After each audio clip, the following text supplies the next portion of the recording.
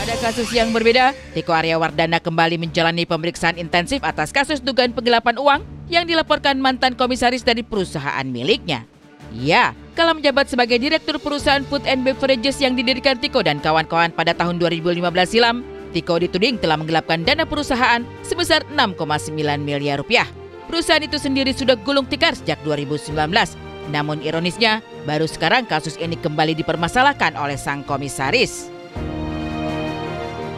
Laporan terkait penggelapan ini kan ada di tahun 2015 hingga 2019 ketika yang bersangkutan saudara TA ini bekerja di perusahaan itu sebagai direktur, ya, sebagai direktur. Saudara A sendiri posisinya adalah sebagai komisaris di perusahaan itu. Dalam pemeriksaan yang digelar maraton dari siang sampai malam, Tiko dicecar pertanyaan seputar penggunaan uang perusahaan selama tahun 2015 sampai 2019 untuk apa saja. Dan tim penyidik pun meminta bukti-bukti pendukung berupa salinan mutasi rekening dan lain sebagainya. Fokus pemeriksaan pada sore hari ini, sore hingga malam hari ini masih melanjutkan terkait dengan pemeriksaan minggu lalu, yakni terkait dengan pendalaman seputar penggunaan uang, ya, penggunaan uang yang merupakan awalnya adalah modal yang dipakai untuk beroperasinya perusahaan tersebut dalam menjalankan bisnis food and beverage-nya. Nah, kesempatan di hari ini penyidik masih terus mendalami jenis-jenis penggunaan atas uang modal tersebut dipakai untuk apa saja dan apakah saudara TA bisa menunjukkan bukti penggunaan uang.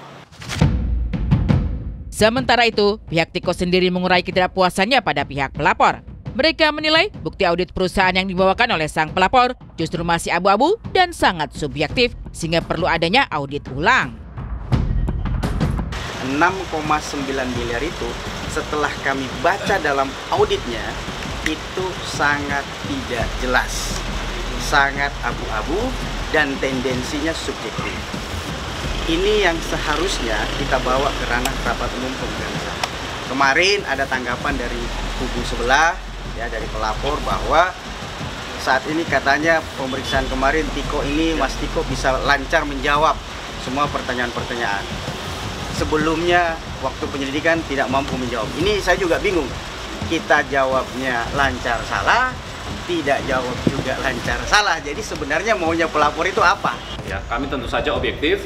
Silakan saja dari saudara TA jika memang mau mengajukan audit, maka kami pun objektif dan prosedural dalam penanganan perkara ini.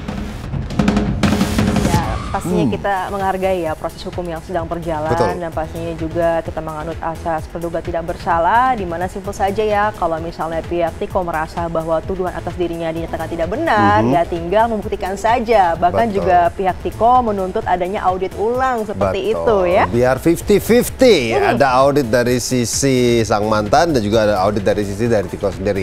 Yang pasti BCL tidak ikut serta pemirsa, ini masalah masa lalu, jadi kita akan tunggu perkembangan seperti apa.